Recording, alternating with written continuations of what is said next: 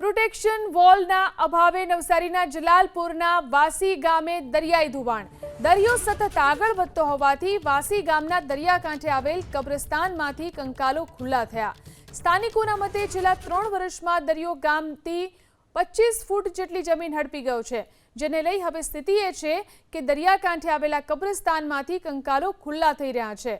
ગ્રામજનોનો આરોપ છે કે વારંવારની રજૂઆત છતાં પણ પ્રોટેક્શન વોલ અંગે પ્રશાસન તરફથી કોઈ નક્કર કામગીરી કરવામાં આવી નથી, જેથી ગામના અસ્તિત્વ સામે ખતરો ઊભો થયો છે.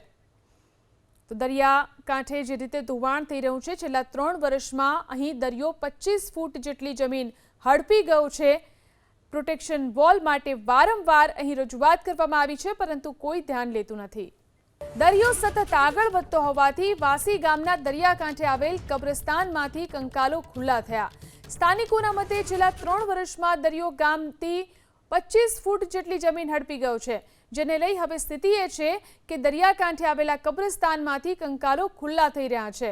ગ્રામજનોનો આરોપ છે કે વારંવારની રજૂઆત છતાં પણ પ્રોટેક્શન વોલ અંગે પ્રશાસન તરફથી કોઈ નક્કર કામગીરી કરવામાં આવી નથી, જેથી ગામના અસ્તિત્વ સામે ખતરો ઊભો થયો છે. તો દરિયાકાંઠે જે રીતે ધોવાણ થઈ રહ્યું છે, છેલ્લા 3 વર્ષમાં અહીં દરિયો 25 ફૂટ જેટલી જમીન હડપી ગયો છે. પ્રોટેક્શન વોલ માટે વારંવાર અહીં રજૂઆત કરવામાં આવી છે, પરંતુ કોઈ ધ્યાન લેતું નથી.